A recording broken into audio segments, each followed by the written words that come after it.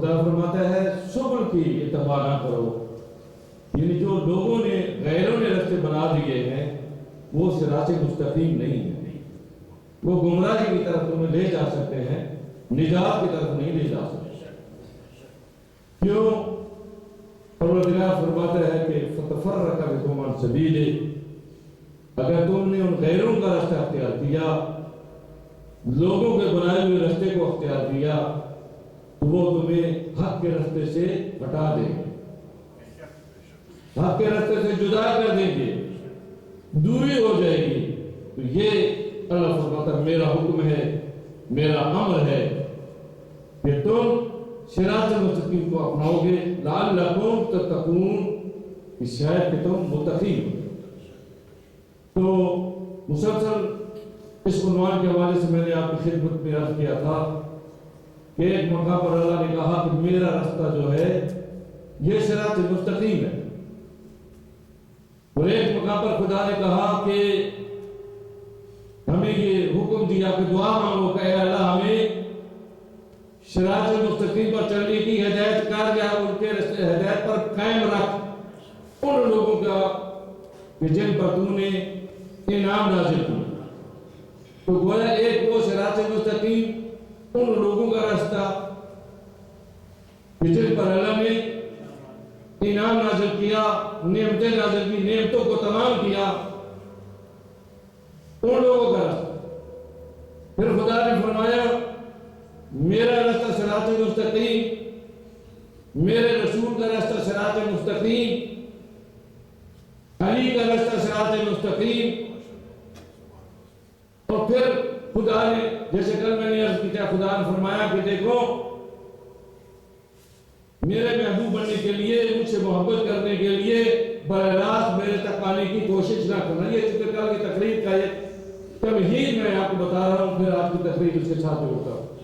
محمد والے محمد بلند الصلوات۔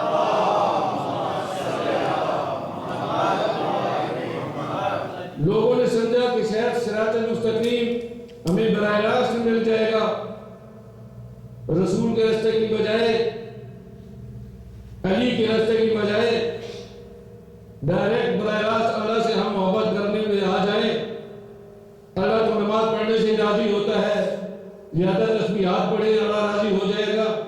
تو اللہ نے کہا کہ نہیں، جب تک میرے رسول کی اتباع نہیں ہوگی تو میں اللہ راضی نہیں ہوں گا۔ اب رسول کے پاس گئے تو رسول نے فرمایا میری اتباع کا بہترین طریقہ یہ ہے میرے قربا سے محبت کرو۔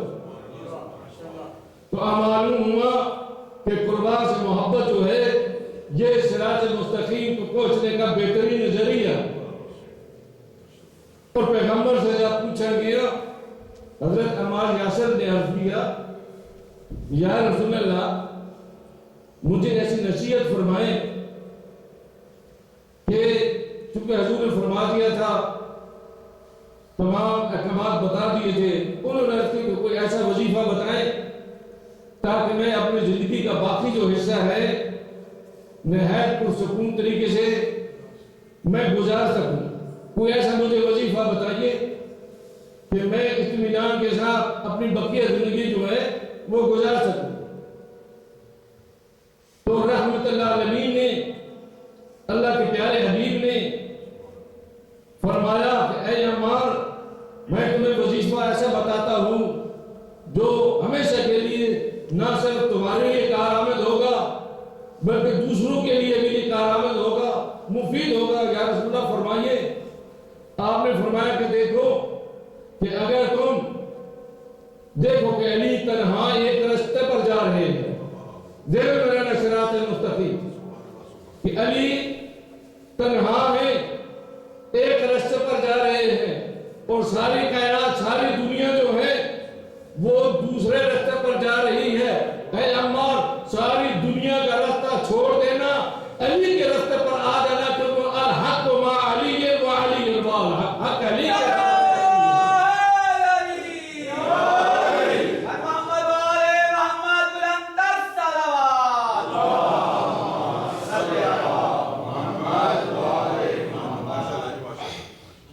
چونکہ علی کا راستہ حق کا راستہ ہے،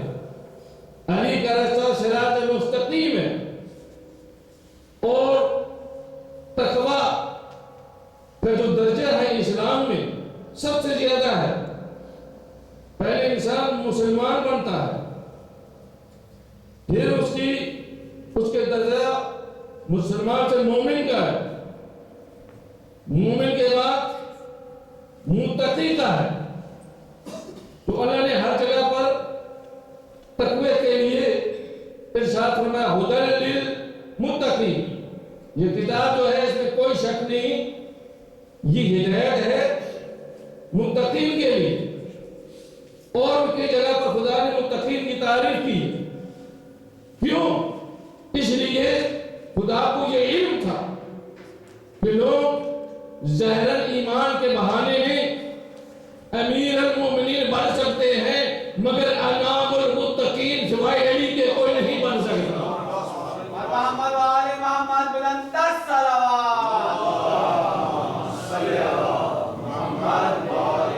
آج تک بہت لوگوں نے دعوے دیے امیر المومنین ان کے شوق میں کہ یہ شوق پورا ہو جائے، مگر خدا کی قسم امام المتقین کا دعویٰ کوئی نہیں کر سکا.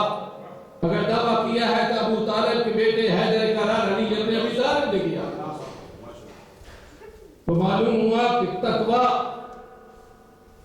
حاصل کرنا بہت مشکل ہے. اور دو چیزیں جب انسان میں اندر آ جائیں، ایک ہے صدق اور ایک ہے تقویٰ. تو اللہ تبارک و تعالیٰ نے فرمایا کہ یاد رکھو جب تک تم صادقین کے ساتھ نہیں ہوگے تو تمہارا تقوی کی پہچان نہیں ہو سکتی. صادقین کے ساتھ ہوگے تو پھر تم متقین کی منزل میں آ سکتے ہو. صادقین کے ساتھ ہوگے تمہیں صراط مستقیم مل سکتا ہے. صادقین کے ساتھ ہوگے تو تمہیں قربا کی پہچان ہو سکتی ہے. تو عرض کیا یا رسول اللہ وہ تقوی حاصل کرنے کا طریقہ کیا ہے، وہ صادقین کی پہچان کیا ہے؟ تو اللہ نے فرمایا یا ایھا الذین آمنوا اتقوا اللہ وکونوا مع الصادقین. اے ایمان والو تقوی اختیار کرو اور صادقین کے ساتھ ہو جاؤ. محمد وآل محمد بلند الصلوات. اب خدا کی فرمایا یا ایھا الذین آمنوا، اے ایمان والو. مسلمانوں کو نہیں کہہ رہا، ایمان والوں کو کہہ رہا ہے. معلوم ہے اسلام کے بعد منزل آتی ہے وہ ایمان کی آتی ہے. اے ایمان والو تقوی اختیار کرو. تو ترقی کرتے جب ایمان والا مومن بنتا ہے اس کے بعد متقی ہوتا ہے، پھر ہوتا ہے یا ایھا الذین آمنوا اتقوا اللہ. جب تقوی آ گیا پھر خدا فرماتا کونوا مع الصادقین، سچوں کے ساتھ ہو جاؤ. تو جو مومن ہوتا ہے وہ بھی سچا ہوتا ہے، جو متقی ہوتا ہے وہ بھی سچا ہوتا ہے. تو پروردگار جب تقوی آ گیا تو پھر کون سی ایسی چیز ہے کہ وہ مومن اور متقی ہو کر پھر سچائی کی منزل پر نہیں ہے؟ تو ارشاد رب العزت ہوگا تمہیں علم نہیں. یہ مومن یہ متقی یہ ہونا اور بات ہے. اور جن سچوں کی اللہ قسم کر رہا ہے، جن سچوں کے ساتھ ہونے کا اللہ حکم دے رہا ہے، وہ سچے وہ ہیں کہ جنہوں نے اپنی پوری زندگی میں جن کی زندگی میں نہ کوئی عیب نظر آیا. محمد وآل محمد بلند الصلوات. زندگی میں کوئی عیب نہیں. دیکھو آپ کو محبت کو دیکھتی ہے، آدمی کوئی بات سچا ہوتا ہے، پہلی زندگی اس کی شرک میں گزری، کفر میں گزری، بت پرستی میں گزری، یعنی اس کے بعد وہ ہو گیا مسلمان. تو وہ بھی اپنے آپ کو صادق کہے گا، وہ بھی کہے گا سچا ہوں. تو ایسے سچوں کی ضرورت نہیں ہے. جتنے ہی بے شمار ایسے لوگ آپ کو ملیں گے پہلے اسلام پر نہیں، اسلام لانے کے بعد بڑے متقی ہو گئے. اسلام لانے کے بعد جی آپ کو سمجھ میرے پاور بلند صلوات میں یہی آپ کو لے کے جا رہا. اسلام لانے کے بعد بڑے ان کے درجے بلند ہو گئے، مگر جن سچوں کے ساتھ ہونے کا حکم دیا جا رہا ہے وہ سچے اور ہیں. اسے بعد ایمان لانے کے بعد سچے جو کرتے ہیں یہ اور ہیں. تو اللہ کہہ رہا ان سچوں کے ساتھ ہو جاؤ جن کی طہارت کی قسم اللہ نے اٹھائی ہے. ان سچوں کے ساتھ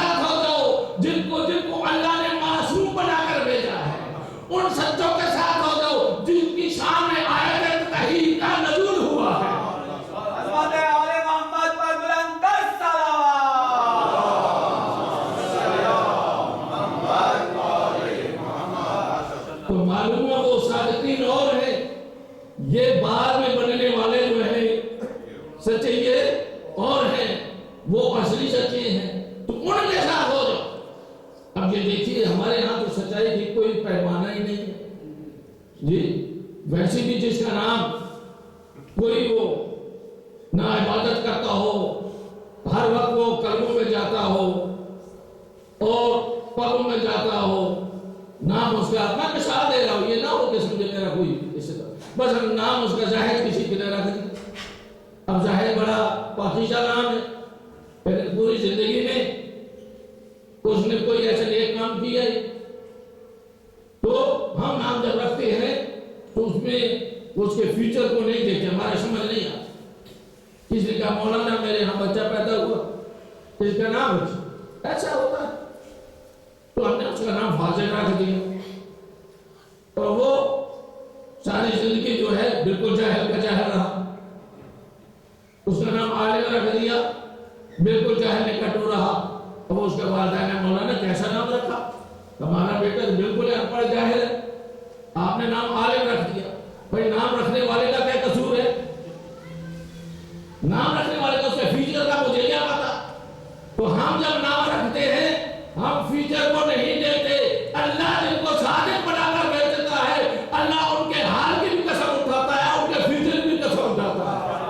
محمد وآل محمد بلند تر صلوات۔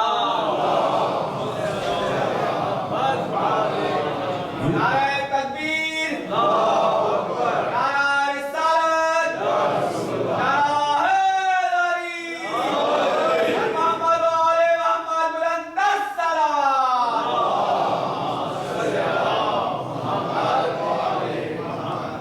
ہم جن کا نام رکھ دیں بعد میں بگڑ جاتا ہے، وہ جاہل ہوتا ہے، وہ برا ہوتا ہے، کیونکہ ہمیں کوئی پتہ نہیں اس کا فیوچر کیا ہے، وہ کیا نکلے گا۔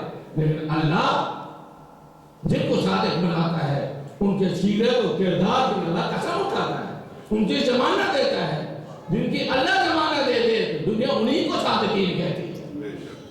تو میرے دوستوں میں یہ عرض کر رہا تھا کہ ہم جب کسی کو کہتے ہیں، ایک آدمی آیا اور نے کہا جناب یہ واقعہ کوئی ہو گیا ہے، صرف اس نے ہمیں واقعے کی خبر دی ہے۔ تو پوچھا بھائی کس نے بتایا کہ فلاں صاحب نے؟ بھائی واقعہ وہ واقعہ ہوا ہوگا، پتہ چلا وہ واقعہ سچا تھا۔ تو ہم نے اس بندے کو کہا یہ بڑا سچا آدمی ہے۔ بھائی کیسے آپ نے کہہ دیا یکدم؟ بھائی اس نے واقعے کی ہمیں خبر دی۔ تو جو صرف ایک واقعے کی خبر دے ہم اس میں سچا کہہ دیتے۔ اچھا باقی اس کی زندگی کا پتہ نہیں، وہ کتنا وعدہ خلاف ہے وہ پتہ نہیں، وہ کتنا عبادت گزار ہے پتہ نہیں، والدین کا کتنا احترام کرتا ہے کوئی پتہ نہیں، اور اس میں کتنی جو خرابیاں ہیں اس کو یکدم نظر انداز کر کے صرف اس کی ایک خبر پر ہم نے اس کو صادق بنا دیا۔ ایک خبر پر، حالانکہ وہ صادق الخبر ہونا چاہیے، صادق نہیں ہونا چاہیے۔ اور اسی طرح پیغمبر نے جب معراج کا واقعہ آیا تو کسی نے کہا یہ پیغمبر نے کہا، کہنے والے نے کہا میرے پیغمبر سچ کہتے ہیں۔ اب اس کی ایک سچائی پر ہم نے پورے کے پوری کہہ دیا یہ سب سے بڑا سچا تو جو ہے۔ تو ہم ایک خبر پہ کہتے ہیں یہ سچا ہے، بھائی اس کے باقی چیزیں بھی تو آپ نے دیکھنی چاہیے کہ باقی بھی اعمال میں وہ سچا ہے یا نہیں۔ تو ہم دیکھتے ہیں ظاہراً طور پر کسی آدمی کا فعل کو، اس کے کردار کو، اس کے عمل کو، اس کی گفتار کو دیکھ کے اسے سچا بنا دیتے ہیں، لیکن میرے اللہ جو ہے وہ ظاہر کو بھی دیکھتا ہے، وہ باطن کو بھی دیتا ہے، اور جن کو باطن میں دے وہ سچا بنا کر دیتا ہے۔ تو اس لیے کہتا ہے تم ادھر نہ جاؤ، ان سچوں کے ساتھ ہوگا جو میں نے سچا بنا کر دیتا ہے۔ محمد وآل محمد بلند تر صلوات۔ جن کا باطن بھی میں جانتا ہوں، ظاہر بھی جانتا ہوں۔ تو اب لوگوں نے کہا کہ ان کا کیسے تعارف کیسے ہو، یہ سچے کون سے؟ تو اس زمانے میں میرے دوستو میں تھوڑا سا آپ کے سے ٹچ کرتا ہوں بات کی کہ جب سچوں کا تعارف ہونے لگا تو اب نجران سے وفد آ گئے، نجران سے وفد پیغمبر اسلام نے तमाम खतूत जो है लोगों को लिखे, तो पता चला नजरान के लोग वहां भी ये खतरा है जैसे दूसरी जगहों पे है। अब उन्होंने खत पढ़ा, वो उस वक्त नजरान की आबादी ये यमन और सऊदीया के करीब, तो वहां पे 60-70 हजार या 40 हजार के लगभग क्रिश्चियन की आबादी थी। जब उन्होंने खत को देखा, पैगाम को देखा, तो उनमें 3 किस्म के लोग थे। एक रूहानी तौर पर जिसे पादरी कहते हैं, बहुत बड़ा, एक वो, एक उनमें बहुत बड़े दौलतमंद था, और एक उनमें तीसरा साहिब राय जिसे कहते हैं, वो मशवरा चले। जब भी कोई मसला पेश आता तो ये तीनों इकट्ठे होते और कोई फैसला को डिसीजन कर रहे थे। अब जब पैगंबर का खत गया तो उसके बाद जो दौलतमंद था उन्होंने कहा अगर ऐसी बात है तो हम दौलत के जरिए हमला कर सकते हैं, लश्कर तैयार कर सकते हैं। दूसरा जो साहिब राय था उनका इस तरह ना करो, पहले पता करो जो दावा नबूवत कर रहा है क्या वो अलामतें उसमें पाई जाती है या नहीं। और जो ईसाई था, पादरी था, उन्होंने कहा मैंने अपनी किताबों में पढ़ा है, जो कुछ खत में लिखा है और जो कुछ हमें इधर उधर से पता चला है, अलामतें वही हैं जो हमारी रूहानी किताब कहती है, अलामतें वही हैं। उन्होंने कहा अच्छा, तो फिर काफी लोगों ने मीटिंग की। मीटिंग करने के बाद 70 आदमियों का वक्त बना, 70 आदमी, और जब वो मदीना की तरफ जाने लगे, मदीना से पहले उन्होंने कैंप लगा दिया। उनमें से 14 का चुनाव किया, है ईसाई, मगर उन्होंने भी पता था कि 14 की बड़ी बरकत वो कौन है। 14 का इंतखाब किया और कहा कि 14 जाएंगे, बहस करेंगे, बात करेंगे, मुकालमा करेंगे, तो फिर देखेंगे।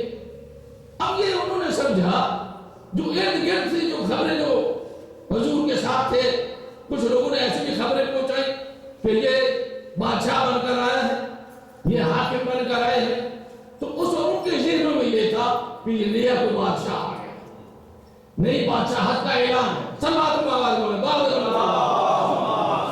थोड़ा सा तमीज़ बात, बेशक ये बातें खामोशी से होनी चाहिए, लेकिन आगे जाकर आपको इंशाअल्लाह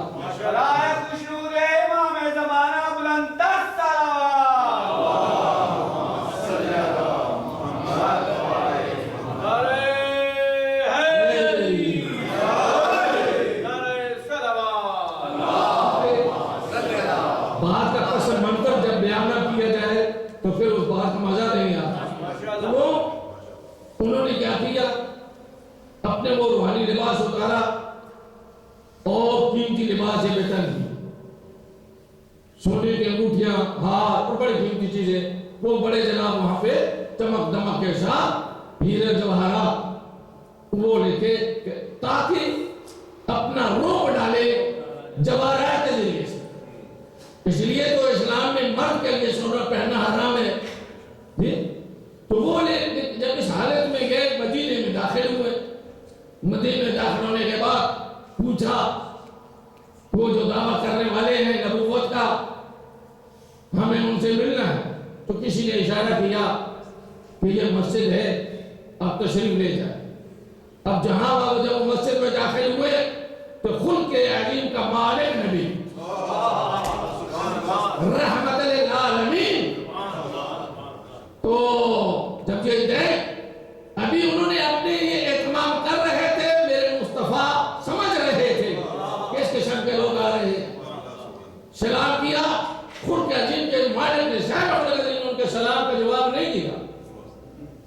वो बड़े परेशान दाएं तरफ आए, फिर बाएं तरफ मेरे हुजूर ने रुख फेर लिया, बड़े परेशान। हमने तो सुना था बड़े खलीक है, बड़े करीम है, तो परेशान। कहा आप क्या करें, हमेशा दस्तूर होता है कि किसी जगह पर जाए, किसी इदारे में जाए, किसी मरकज में जाए, तो अगर कुछ थोड़ी सी आपको तकलीफ हो, परेशानी हो, कोई मसला हो, कोई दिक्कत हो, तो आप उसके किसी असिस्टेंट से, किसी बैठने वाले से पूछते हैं کوئی اگر وہاں باہر کوئی دکان والا ہے دکان سے پوچھیں گے کچھ بات آپ نے معلومات کرنی.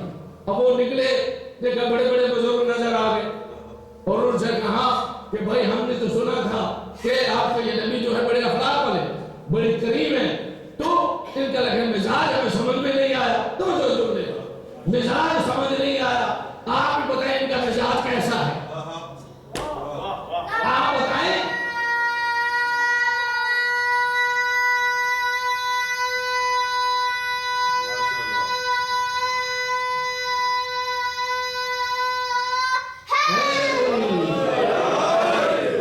آپ بتائیں ان کا مزاج کیسا ہے تاکہ ہمارے سلام کا تو جواب تو دیں. تو انہوں نے کہا ہم سب کو تو بتا سکتے ہیں مگر مزاج نبوت نہیں بتا سکتے, مزاج نبوت نہیں بتاتے. ہاں ایک شخص ہے, ایک ہستی ہے جس کا ہم تمہیں تعارف کراتے ہیں, بتاتے ہیں, رستہ بتاتے ہیں, وہ مزاج نبوت بتا دے گا. تو میں یوں کیوں نہ کہوں جو مزاج نبوت نہیں سمجھ سکتے وہ مزاج امت کیسے سمجھے گا. محمد و آل محمد بلند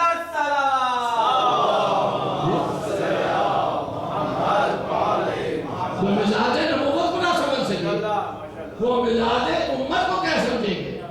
تو گئے مولا علی کے دروازے پر, وہ کہنے لگے کہ اس طرح ہم گئے تھے, اس طرح پریشان ہے. میرے مولا نے دیکھا سر سے پاؤں تک ان کی طرف, فرمایا کیا تم اسی حالت میں گئے تھے, اسی طرح گئے تھے. ہاں یار اسی طرح. کہا کہ تم کیا سمجھ کے گئے تھے, اپنا اصلی لباس اتارا اور اس کو مروب کرنے کے لیے, اس دولت کے جواہرات چھوڑنے کی چمک دمک کے لیے, یہ دکھانے کے لیے تم گئے, اصلی حالت میں نہیں گئے. اگر اصلی یہی تمہارا لباس ہوتا, اگر اصلی ہوتا تو بات اور تھی. یہ تو تم دھوکے کے لیے گئے کہ اس سے وہ مروب ہو جائیں گے. جو اسے اتارو اصلی لباس میں آؤ.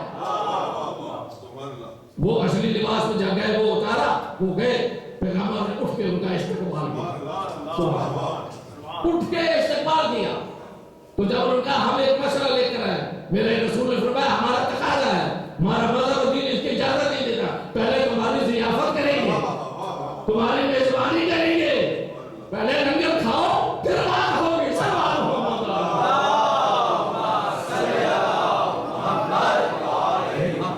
دعوت زلیشی نے بھی تو لنگر کھلایا تھا نا, پھر بات ہو جائے گی.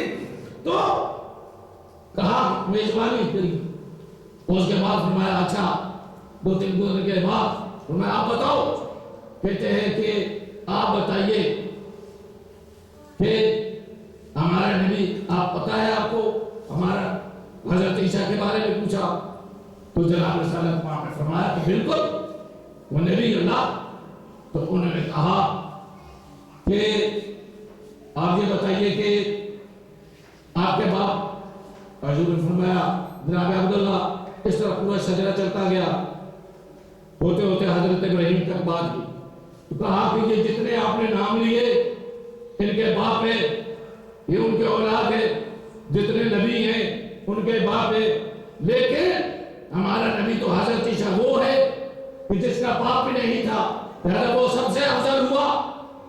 جب یہی کہہ رہا تھا افعال قدرت جبرائیل یہ آیت لے جا کر میرے رسول کو پہنچا دے, رسول کو پہنچا دے کہ عیسیٰ کی مثال آدم کی طرح ہے. مثل عیسیٰ عند اللہ کمثل آدم, آدم کی طرح خلقہ من تراب. ارے تم عیسیٰ کی بات کر رہے ہو, آدم تو وہ ہے جس کا باپ بھی نہیں تھا, ماں بھی نہیں تھی. تو ایک باپ کی بات کرتے, اب ان کے پاس جواب نہیں, کیا کرے, پر ادھر ادھر ہوئی. تو اب سب سے پہلے میرے رسول نے قرآن پیش کیا. جب ہم کہتے ہیں کہ حسبنا اللہ کتاب اللہ, اللہ کی کتاب کافی ہے, تو پھر یہ آیت آ جانے کے بعد حضور کہتے ہیں بس اس کے بعد میرے پاس کوئی جواب نہیں, اللہ کی کتاب کافی ہے. تو معلوم یہ ہوا جب اللہ کی کتاب کافی نہ ہو تو وارث کتاب آتا ہے سامنے.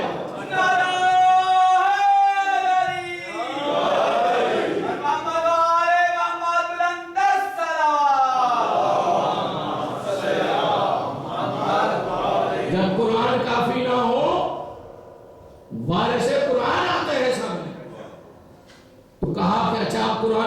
بات انہوں نے نہیں مانی تو پروردگار اب کیا ہو؟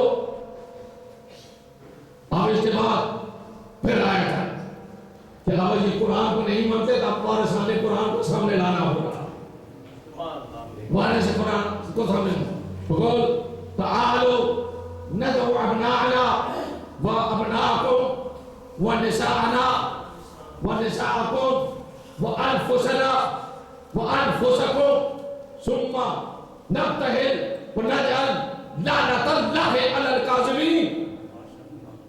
فرمایا کہ اب دیکھو سچ کو تعارف کر رہا کیا ہو رہا. خدا فرمایا میرے حبیب ان سے کہہ دیتے آؤ ہم اپنے بیٹوں کو بلاتے ہیں، تم اپنے بیٹوں کو بلاؤ. ندعو ابناءنا و ابناءکم، ہم اپنے بیٹوں کو بلاتے ہیں، تم اپنے بیٹوں کو بلاؤ. ہم اپنی عورتوں کو بلاتے ہیں، تم اپنی عورتوں کو بلاؤ. یہ ترجمہ کیا جاتا ہے، مگر اس میں یہاں آ کے رکتا ہوں کہ اللہ کو تو علم تھا رسول کا بیٹا نہیں. اللہ کو علم تھا اور رسول کا بیٹا نہیں. اور آنے والے جو نجران تھے انہیں بھی علم تھا کہ ان کا بیٹا نہیں، لیکن رسول کہہ رہے ہیں کہ ندعو ابناءنا و ابناءکم، ہم اپنے بیٹوں کو بلاتے ہیں، تم اپنے بیٹوں کو بلاؤ. ہم اپنی عورتوں کو بلاتے ہیں، تم اپنی عورتوں کو بلاؤ. ہم اپنے نفوس کو بلاتے ہیں، تم اپنے نفوس کو بلاؤ. اور پھر ہم مباہلہ کریں گے، جو جھوٹا ہوگا اس پر خدا کی لعنت ہوگی. تو اب یہاں پہ دیکھیے رسول کا بیٹا نہیں، اب رسول نے لیا حسن اور حسین کو، اور یہ ابناء جمع ہے میرے دوست، جمع، چونکہ یہ دعوت دی جا رہی تھی سارے بیٹے. اب جب یہ آیت اتری تو جو ساتھ بیٹھنے والے تھے بڑے خوش ہو گئے، بڑے خوش ہو گئے. کیوں؟ کیونکہ رسول کا تو بیٹا نہیں. آیت میں ابناء کا لفظ ہے جمع کے لیے. اگر دو کے لیے آتا تو ابناء سے تسنیہ کہا تھا، کہا یہ جمع کے لیے ہے کہ اس سے مراد رسول کے روحانی بیٹے ہوں گے، جو رسول کے پاس بیٹھنے والے ہوں گے ان کا روحانی بیٹوں سے اس سے مراد ہے روحانی بیٹوں کو بولا. اب ہے نساءنا، اب نساء میں رسول اپنی ایک بیٹی کو لے کر جاتے ہیں. لیکن عجیب بات ہے میرے دوست، رسول کا بیٹا نہیں، آیت میں آتی ہے بیٹوں کو بلاؤ. تو جو اس جملے میں رسول کا بیٹا نہیں، آیت میں آتا ہے بیٹے کو بلاؤ. رسول کی بیٹی ہے، آیت میں آتا ہے عورتوں کو بلاؤ. یہاں کی آیت ہے کہ بیٹی کو بلاؤ نہیں، عورتوں کو بلاؤ. تو معلوم ہوا نساء سے پہلے اگر ابناء آ جائے تو نساء سے مراد بیٹی ہوتی ہے. محمد وآل محمد بلندر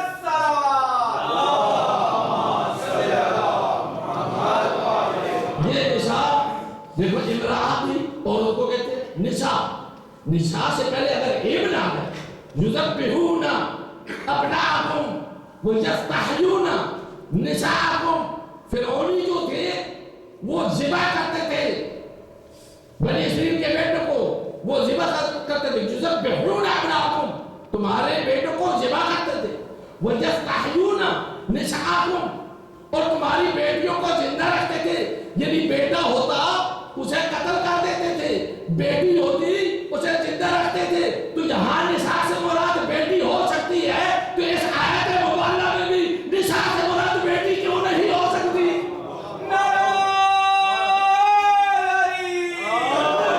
محمد وآل محمد بلندر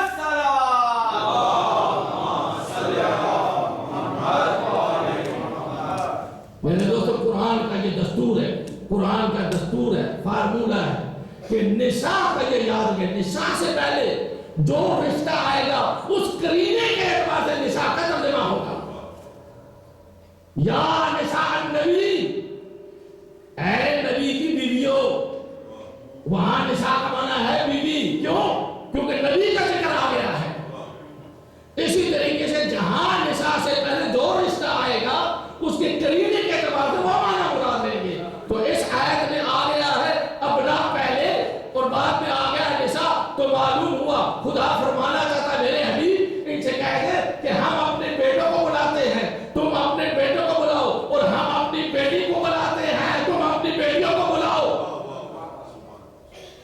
اچھا یہ دونوں طرف سے ہم بلاتے ہیں بیٹے کو، بیٹوں کو بلاتے ہیں، تم اپنے بیٹوں کو بلاؤ، ہم اپنے بیٹیوں کو بلاتے ہیں، تم اپنی بیٹیوں کو بلاؤ۔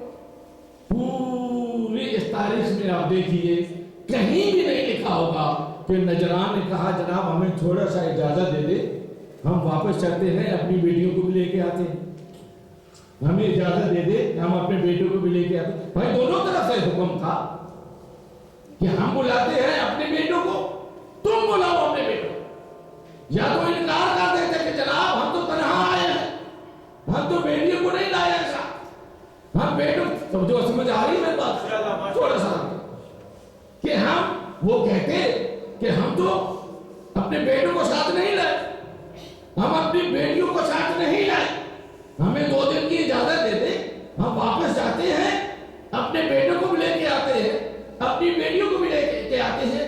کیوں؟ وہ تھے پادری، وہ تھے عیسائی، ان کے عقیدے میں شادی نہیں ہوتی تھی، شادی نہیں ہوتی تھی، کیونکہ جو بھی راہ تھے ان کی شادی نہیں تھی۔ اگر وہ کہتے کہ ہم بیٹے لیتے ہیں تو پھر ماننا پڑے گا کہ انہوں نے شادیاں کر رکھی تھی، اس لیے وہ خاموش ہو گئے، کیونکہ وہاں پر بیٹے بھی نہیں تھے اور وہ بیٹیاں بھی نہیں تھی۔ تو سب سے پہلے رسول خدا نے اعلان کیا کہ اب بیٹوں کو بھی لے کے جانا ہے، بیٹیوں کو بھی لے کے جانا ہے، لیکن یہ نہیں بتایا کس کو لے کے جانا۔ اعلان ہو گیا، اب تیاری ہونے لگی۔ دیکھو نا بڑی خوشی کی بات ہے، کیونکہ جھوٹا پر لعنت کرنی ہے تو آج سرٹیفکیٹ صادقین کا ملے گا۔ جہاں رکھ میرے جملے کو جو ابتدا میں کہا، آج صدق صادقین کے ملنی ہے، کیونکہ آج صادقین کی صدق مل جائے گی تو ماضی میں جتنے بھی گناہ تھے، جتنی بھی غلطیاں تھیں، جتنے بھی عیب تھے، ان سے ہم پاک ہو جائیں گے، کیونکہ خدا کہہ رہا ہے یہ صادقین ہے۔ مگر رسول نے کہا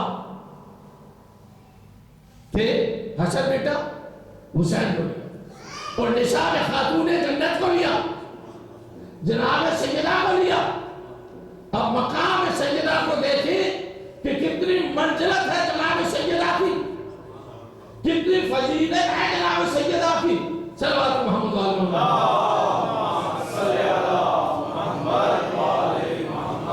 درمیان میں آیا، درمیان میں یہ لفظ ہے سیدہ، اور بتانا یہ جا رہے تھے کہ دنیا کی تمام عورتیں ایک طرف، اور سب سے بڑی فضیلت اگر ہے تو میری بیٹی فاطمہ،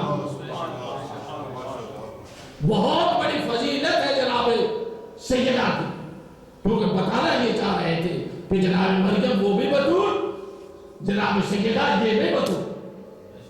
لیکن جناب مریم کے لیے یہ کہا تھا یا مریم ان اللہ اصطفاک وطہرک واصطفاک علی نساء العالمین، اے مریم اللہ نے تجھے پاک بنایا، تجھے چن لیا ہے، وطہرک واصطفاک علی نساء العالمین، نساء العالمین پر اللہ نے تمہیں چن لیا ہے۔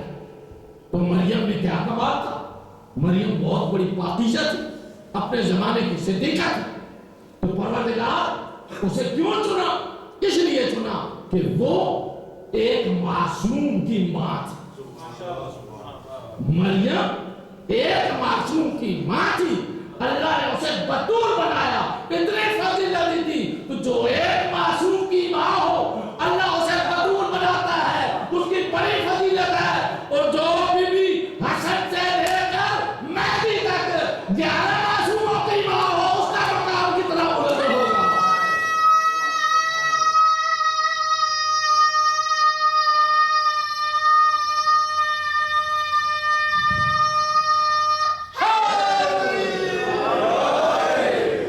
عظمت جناب فاطمہ الزہرا پہ بلند تر صلوات۔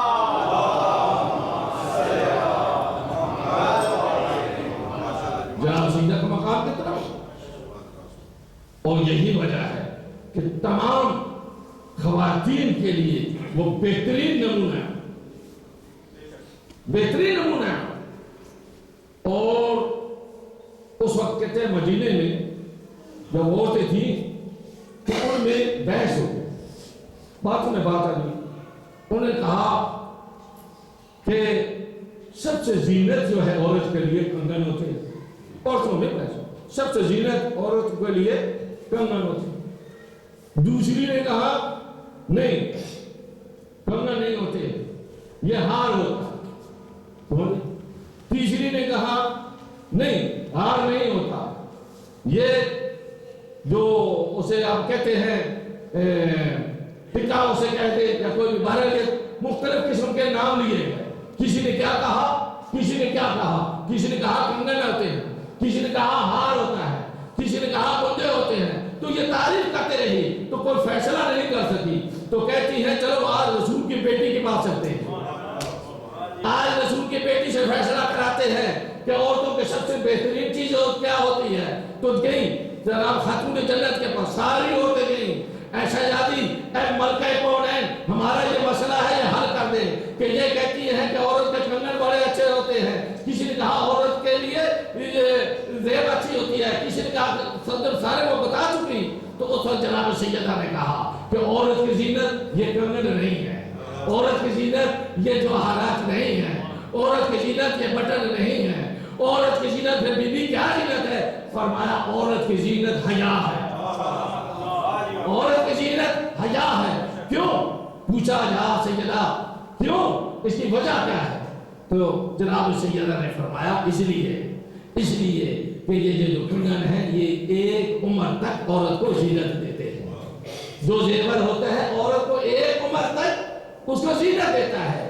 مثلا اگر ایک لڑکی ہے 20-25 سال کی ہے دلہن بناتے ہیں بڑا اچھا اسے لباس لگے گا بڑا اچھا لگے گا جتنا زیور پہن ڈالیں گے بہت اچھا لگے گا. اب وہی دلہن جو ہے 80 سال کی 90 سال کی ہوگی تو وہی زیور سے آپ ڈالیں تو لوگ اس کا مذاق بھی کریں گے. تو کہنے کا مقصد یہ ہے لیکن حیا ایک ایسا زیور جناب سیدہ نے بتایا کہ اگر لڑکی 10 سال کی بھی ہے تو اسے اچھا لگے گا 15 سال کی ہے تو اسے اچھا لگے گا 20 سال کی ہے تو اسے اچھا لگے گا 80 سال کی ہے تو زیور اسے حیا کا اچھا لگے گا. جناب سیدہ نے بتا دیا کہ عورت کا بہترین زیور اس کا حیا ہوتا ہے. محمد و آل محمد بلند الصلوات. چونکہ جناب سیدہ کا تذکرہ آ گیا تھا اس لیے چند جملے بیان کرنے پڑے. تو جناب سیدہ کا وہ مقام اس لیے میرے دوستو بیٹی کا مقام بہت زیادہ. ہر بیٹی جو ہے ہر بیٹی وہ رحمت ہر بیٹی پیغمبر کی حدیث ہے. کیونکہ سیدہ کا آ گیا تو اس لیے ایک جملہ یہاں بھی بیان کرنا ضروری ہے. ہر بیٹی رحمت ہوتی. بالوں یہ کہتے ہو جی بیٹی ہوگی نہیں بیٹی رحمت ہے بیٹا نعمت ہے. ہر بیٹی رحمت. اور یاد رکھو بیٹی کے 3 درجے بڑے اہم. بیٹی جب ہوتی ہے تو رحمت ہوتی ہے اور جب بیٹی بیوی بنتی ہے تو اپنے شوہر کے ایمان کی محافظہ ہوتی ہے. ایمان کی محافظہ ہوتی ہے معصومیت کا فرمان. اور جب ماں بنتی ہے تو اس کے قدموں کے نیچے جنت ہوتی ہے. تو عورت کا مقام تو سمجھا بیٹی کا کہ بیٹی ہو رحمت ہو گئی بیوی بنی محافظہ ایمان بن گئے ماں بنی قدموں کے نیچے جنت آ گئی. یہ ہے عام بیٹیوں کی حالت. دنیا کی عام جو بیٹیاں ہیں لڑکیاں ہیں اور ان کی حالت. لیکن سیدہ نمونہ عمل ہے ان کے لیے. عام بیٹی جو ہے وہ رحمت ہوتی ہے اور جناب سیدہ ایس نبی کی بیٹی ہے جو خود رحمت ہے رحمت للعالمین کے لیے. محمد و آل محمد صلوات. رحمت ہے رحمت للعالمین کے لیے. اور ہر بیٹی محافظہ ایمان ہوتی ہے اور زوجہ اس کی بن رہی ہے جو کل ایمان ہے.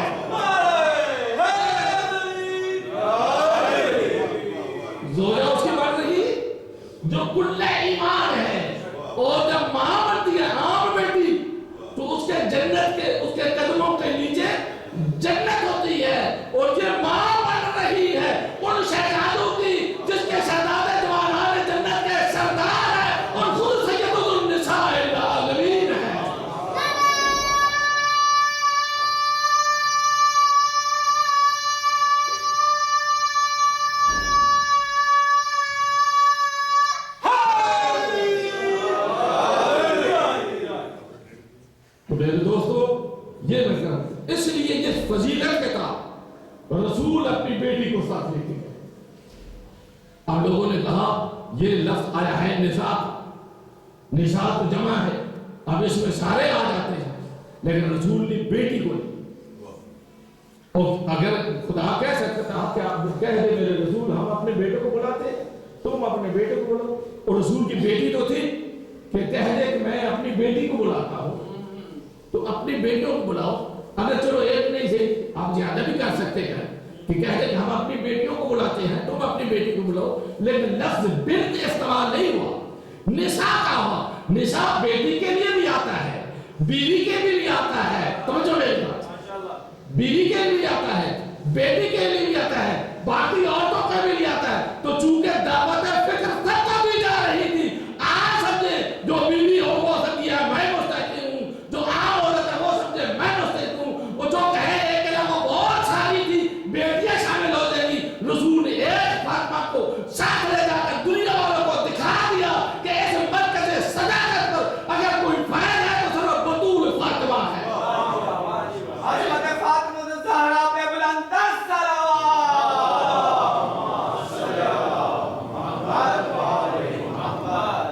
تو لے کے گئے اور نفوذ کی جگہ پہ جمع تھا. تو کوئی کہتا کہ بھائی ہم بڑے قریبی ہیں، علی کو لے گئے تو گویا پنجتن پاک کو رسول لے کے گئے اور جناب سلیمان سے کہا اے سلیمان اس میدان میں جا کر ایک خط کھینچو، اور خط کھینچنے کے بعد سب کو کہہ دو اس خط کو کراس نہیں کرنا، کراس نہیں کرنا، کیونکہ آج جھوٹوں پر لعنت بھیجنی ہے، جھوٹوں پر لعنت بھیجنی ہے. اس کو کراس نہ کرا، کیونکہ کراس کر دیا تو ہو سکتا ہے اس عذاب میں آ جائے، اس لعنت میں آ جائے، لعنت میں آ جائے. کیونکہ آپ سمجھتے تھے کیونکہ اس میں وہی آ سکتا ہے جو جھوٹا ہوگا، تو رسول نے گویا بازو کی عزتوں کو بھی بچا لیا. اور جب گئے تو اس وقت نجران تھے، چہروں کو دیکھا، کہا ہم یہ ایسے چہرے نظر نہ آ رہے ہیں، اگر چاہے پہاڑ اپنی جگہ چھوڑ دے. تو غیر مسلم تھے، پنجتن پاک کے انوار کو پہچان سکے، مقابلے کے لیے نہیں آئے. تو جو غیر ان کے برابری نہ کر سکے مسلمان کیسے ان کی برابری کر سکتا ہے؟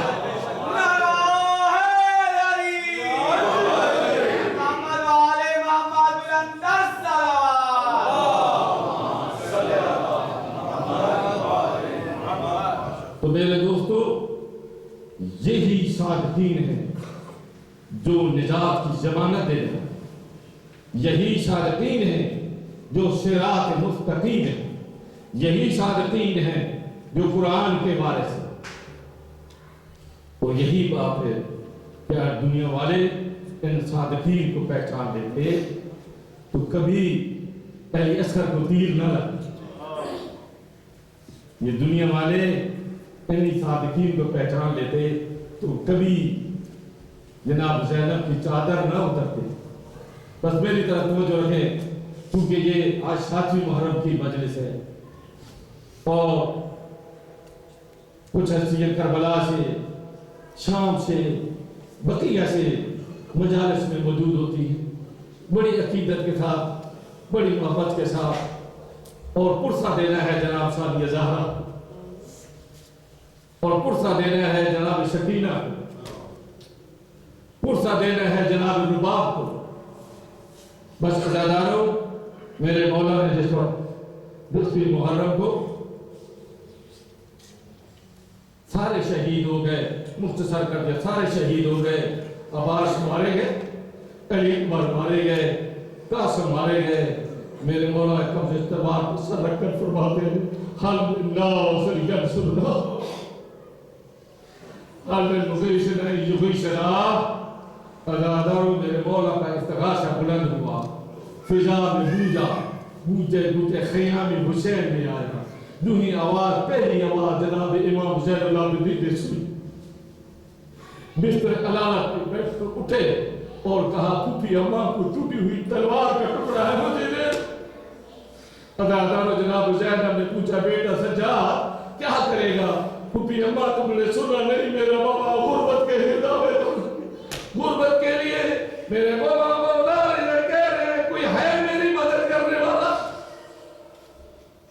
بیٹا سجاد اگر تم چلے گئے تو بتاؤ تو صحیح ابھی تو منزل بڑی دور ہے ابھی تو